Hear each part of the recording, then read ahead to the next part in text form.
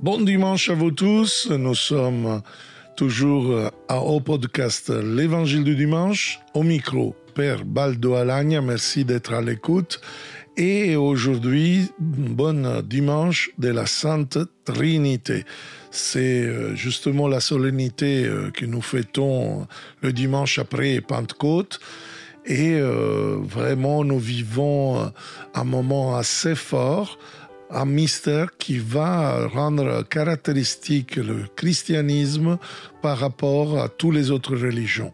L'évangile d'aujourd'hui que nous allons analyser en première part de ce podcast, c'est Jean 3, 16, 18 et après on va développer la thématique de la Trinité.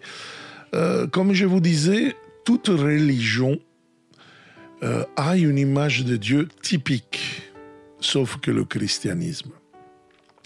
Et oui, Dieu, pour toute religion, c'est normal qu'il juge, condamne. C'est un Dieu qui récompense ceux qui sont gentils, sont bons, mais punit les méchants.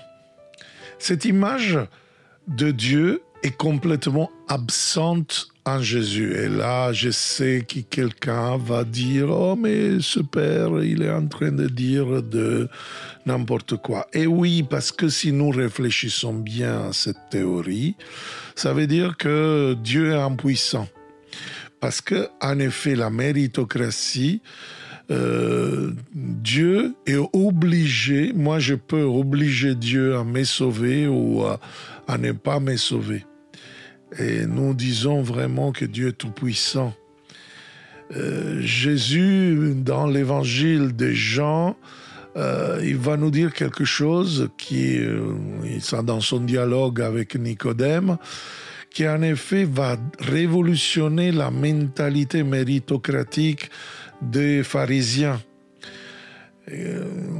Donc, écoutez bien, ne me faites pas dire ce que je n'ai pas dit. Je ne vais pas contre le catéchisme de l'Église catholique, parce que, bien sûr, on sera jugé. Mais attention bien, c'est très important que nous comprenions le sens de ces affirmations de Jean 3, 16, 18. On va voir justement notre texte. Donc Dieu a tellement aimé le monde qu'il a donné son Fils unique. Alors, attention bien, Jésus déclare, avec cette expression de l'amour de Dieu pour l'humanité, en effet, que Dieu,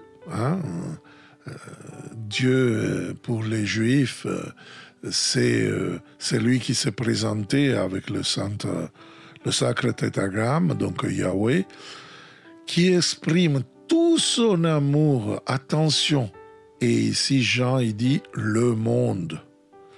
Il ne parle pas du cosmos, il ne parle pas de ceux qui sont dans le monde, il parle de l'humanité tout entière.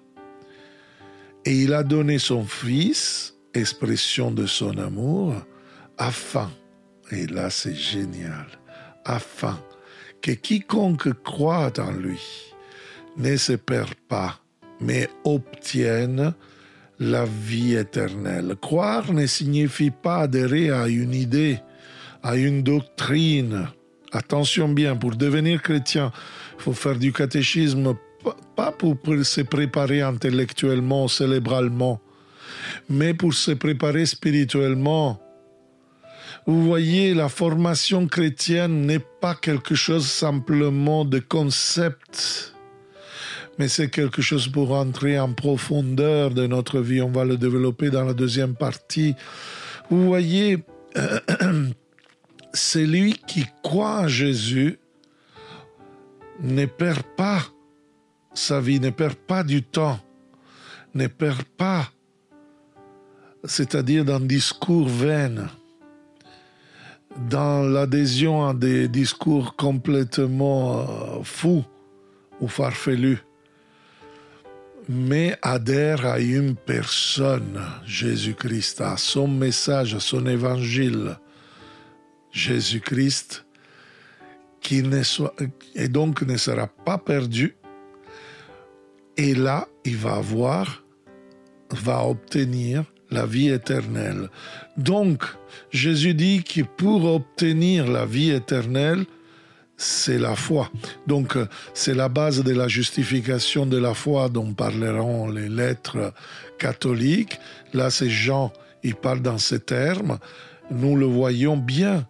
Ce n'est pas donc le fait de faire de bonnes actions, de mauvaises actions qui impose à Dieu un jugement qui, lui, ne va pas faire. C'est-à-dire, il est un espèce de témoin de ce que nous décidons. Donc, nous, c'est les juges, et lui, il nous regarde et dit, bon, ok, tu as décidé comme ça, ok.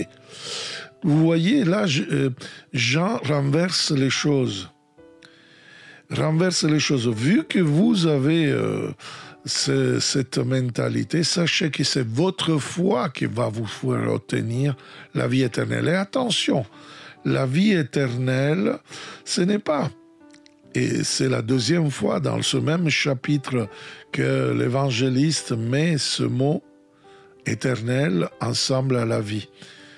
Les pharisiens considéraient la vie éternelle comme une récompense à obtenir dans le futur pour un bon comportement, une bonne conduite dans la vie présente. Or, dans les termes que déjà Jésus pose, nous voyons une récompense à obtenir dans le futur, non, dans le présent.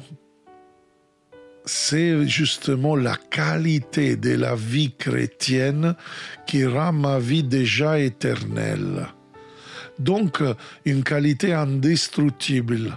Ce n'est pas un problème de temps, mais c'est un problème de qualité. Donc, éternel, parce que plonge notre vie dans l'éternité, je vais le développer dans la deuxième partie, dans l'inhabitation de la Trinité. Mais poursuivons les paroles de Jésus. Car Dieu a envoyé son Fils dans le monde, non pas pour juger le monde. Le verbe juger là, c'est littéralement émettre une sentence de condamnation. C'est condamner. Donc, si tu veux, on pourrait dire que l'évangéliste, il met ce mot en grec qui veut dire Dieu n'a pas envoyé son Fils à émettre la sentence, parce que sinon il ne serait pas Dieu, serait un démiurge comme dans la philosophie grecque. Et donc, les véritables puissances, c'est nos actes, nos décisions.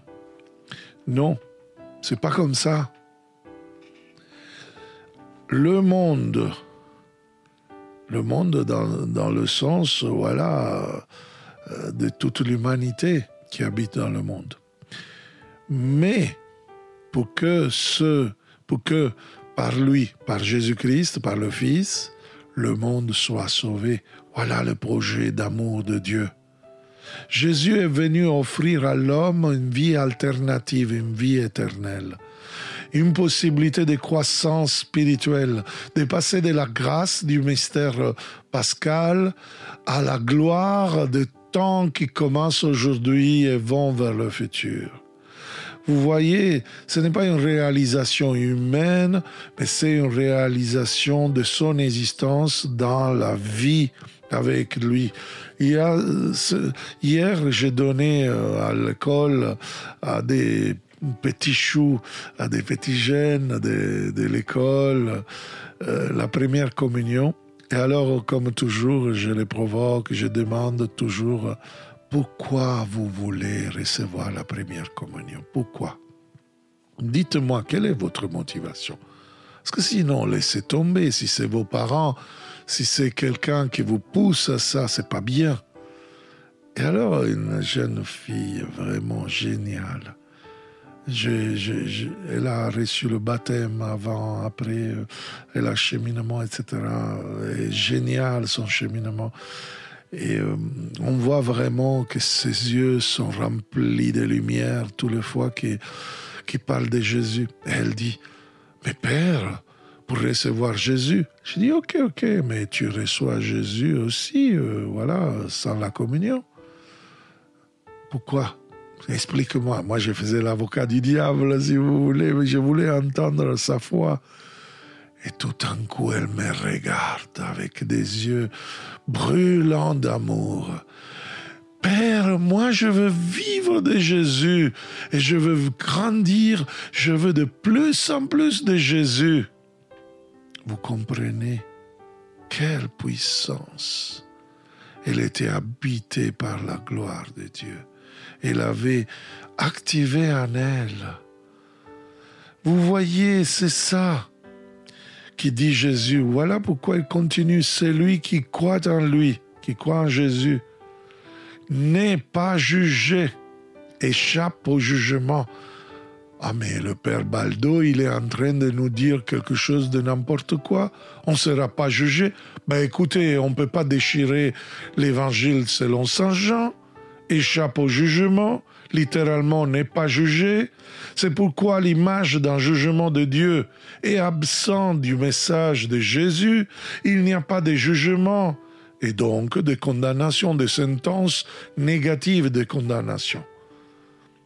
Mais celui qui ne croit pas a déjà été jugé parce qu'il n'a pas cru au nom du Fils unique de Dieu.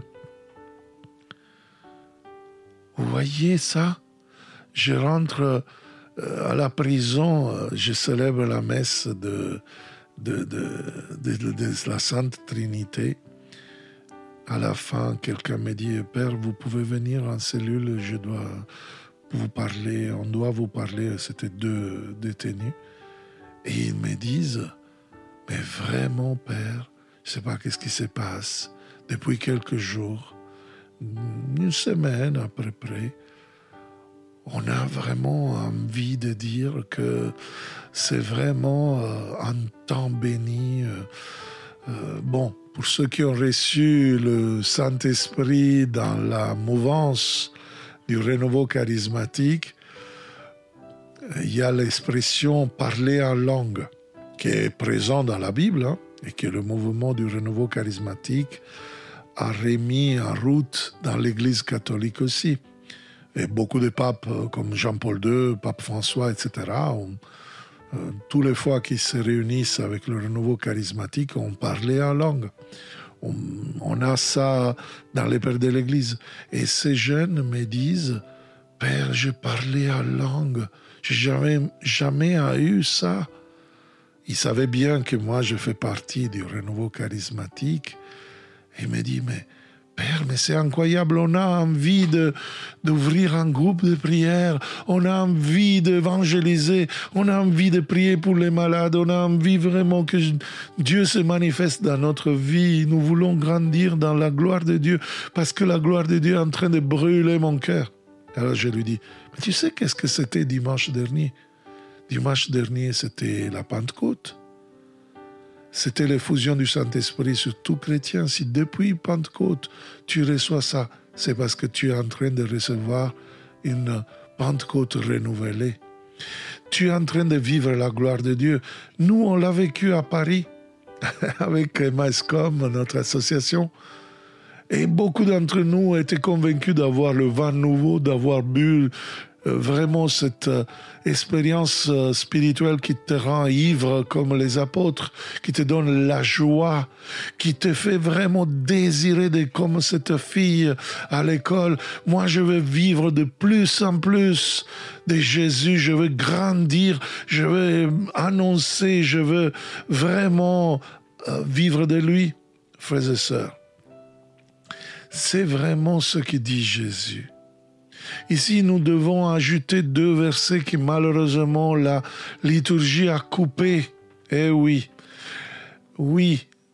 Jésus continue en disant que le jugement est celui-ci. La lumière est venue dans le monde. Puis il conclut, celui qui fait le mal est la lumière. celui qui désire les ténèbres, celui qui désire la mort, celui qui ne veut pas grandir dans cette gloire de Dieu qui demande de l'effort, qui demande petitesse, qui demande de faire grandir Jésus. Il n'y a pas de jugement de la part de Dieu. Il y a une offre de vie pour ceux qui rentrent dans la lumière. C'est-à-dire, ils vont mourir, mais ils ne le désirent pas, ils ne s'agacent pas en cherchant des prix de deuxième catégorie, mais ils rentrent vraiment dans la lumière, dans ce cône d'amour du salut, et donc ils ne font pas le mal, mais ils sont vraiment à notre Jésus.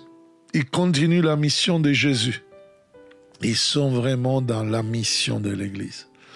Ceux qui font le mal, par contre, ils veulent les ténèbres, ils veulent la mort. Ils veulent vraiment représenter les ténèbres, l'image de la mort. Et voilà le jugement de la part de Dieu qui rejette ceux qui rejettent la personne, ou mieux, les personnes, pour son propre intérêt, pour sa convenance, et refuse la plénitude de vie de Dieu. De quelle personne on parle? Mais des personnes de la Trinité. Dieu ne peut que faire briller la lumière, sa lumière, en nous. Et les ténèbres deviennent une menace, mais ne vous inquiétez pas. Ceux qui désirent la lumière et aveuglés ne voient pas arriver les ténèbres.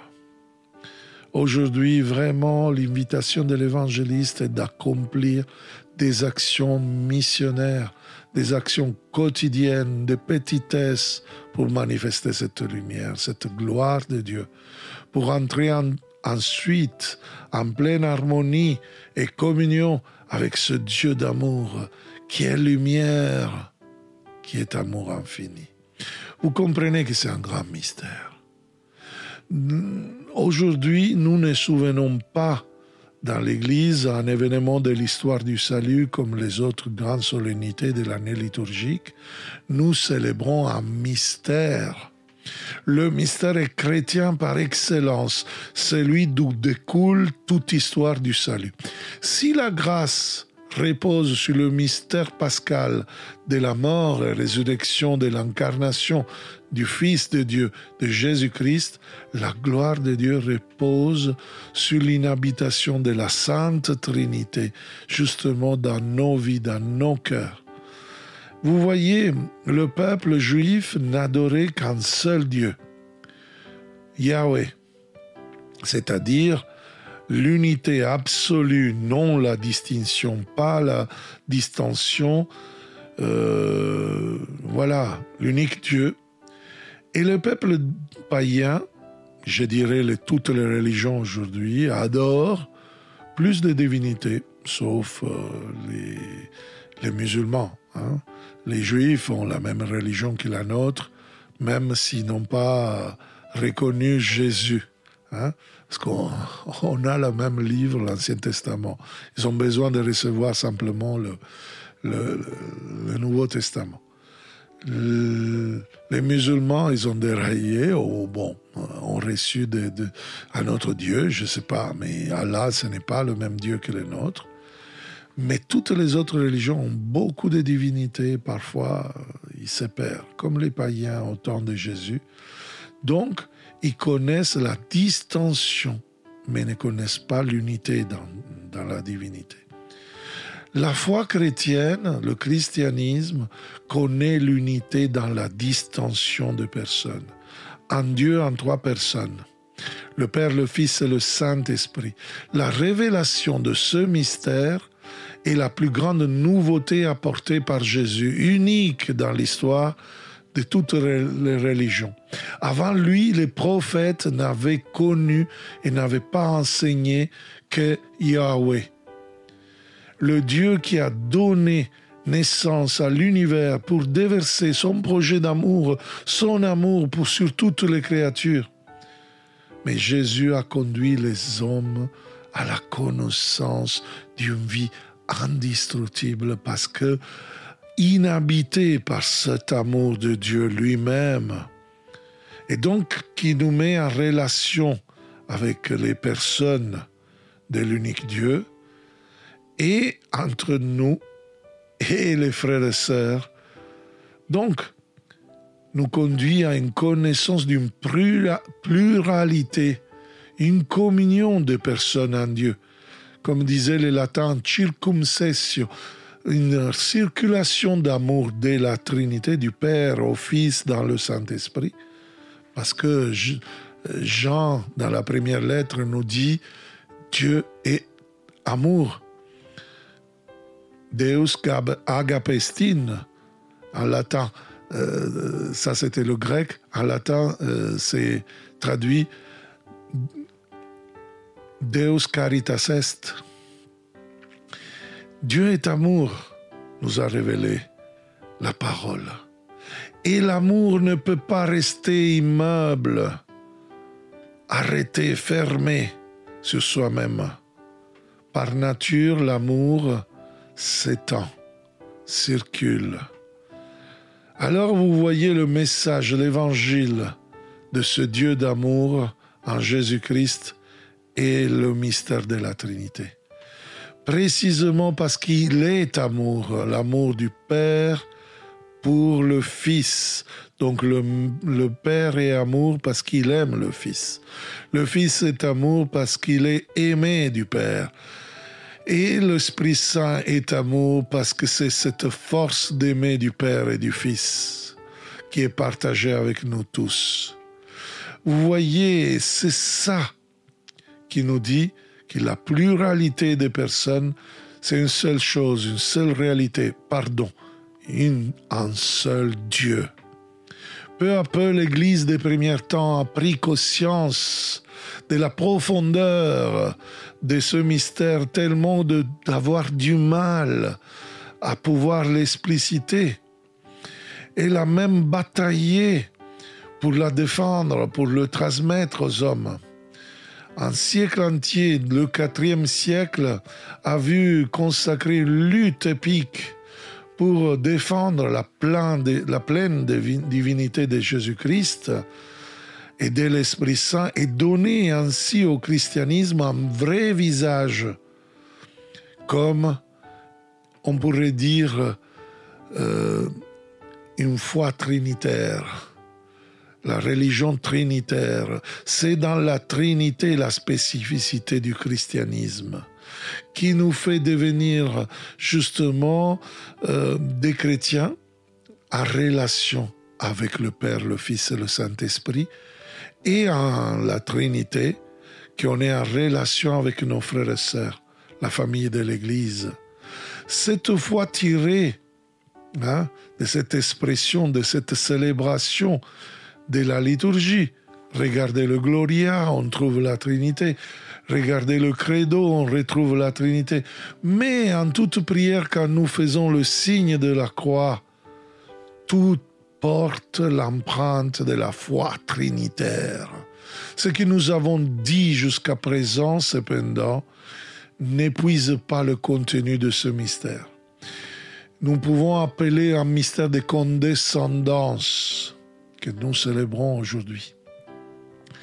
En effet, si nous nous arrêtions ici, nous ne comprendrions pas pourquoi Dieu a voulu mettre notre raison, notre foi à l'épreuve.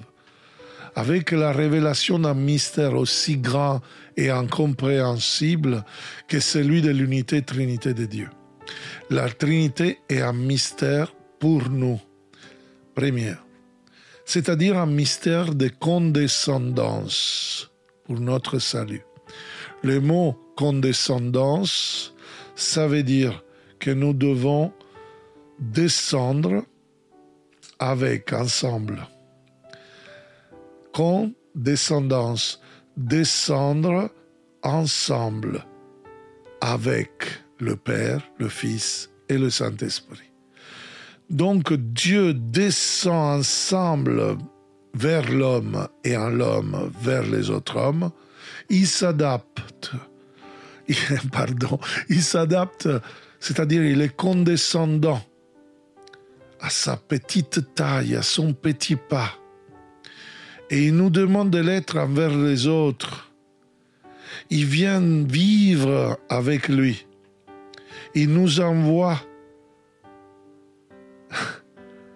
donc l'Esprit Saint. Donc l'inhabitation de la Trinité arrive à nous grâce à l'envoi du Père et du Fils, il dit le credo. Il descend, il vient. Tout verbe que nous trouvons dans notre prière, que nous trouvons dans la Bible, sont les verbes avec lesquels spécialement l'évangile de Jean parle des personnes divines.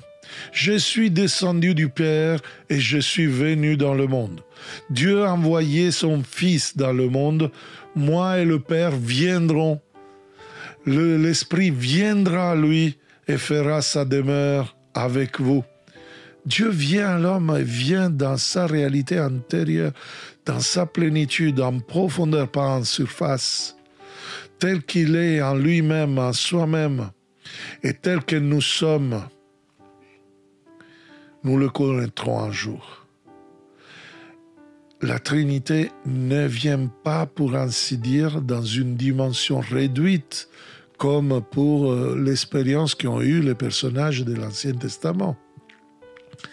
La révélation de la Trinité est une cascade puissante, comme la cascade de Niagara, une cascade d'amour. C'est le geste suprême de la condescendance divine envers l'homme. Les Grecs, Platon, ce grand philosophe, disait « Avec Dieu ne peut se mêler à aucun Dieu ne peut se mêler à l'homme. Aucun Dieu.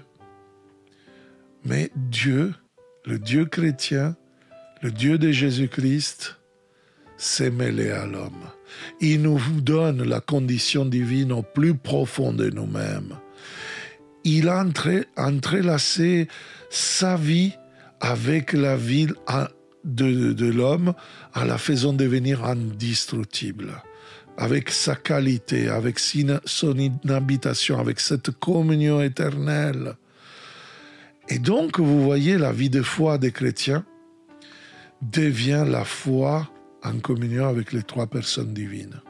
Il peut y avoir sans aucun doute des personnes dans la vie et dans l'expérience quotidienne qui nous sont plus familières.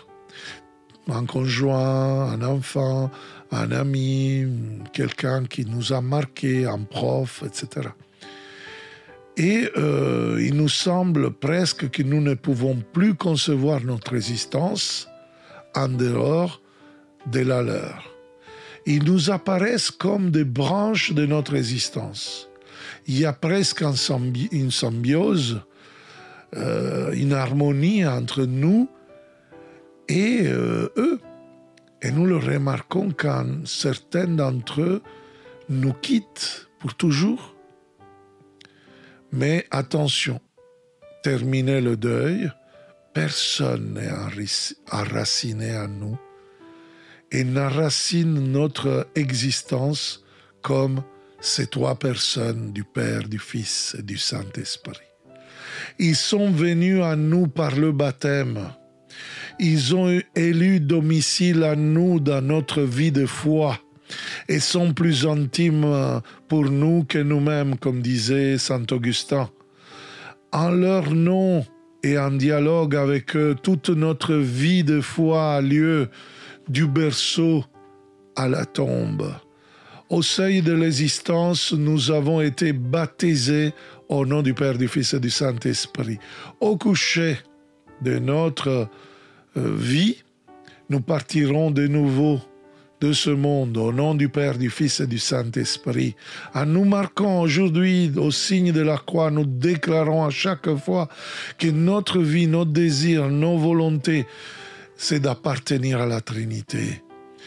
Marchons avec les trois personnes divines, mais souvent nous marchons sans les reconnaître, comme les disciples d'Emmaüs, qu'ils ont laissé la tristesse habiter dans leur cœur, dans leur vie, qui a vraiment dérangé leur cheminement. Et alors, il a permis de rentrer en dialogue, même s'ils n'ont pas connu Jésus.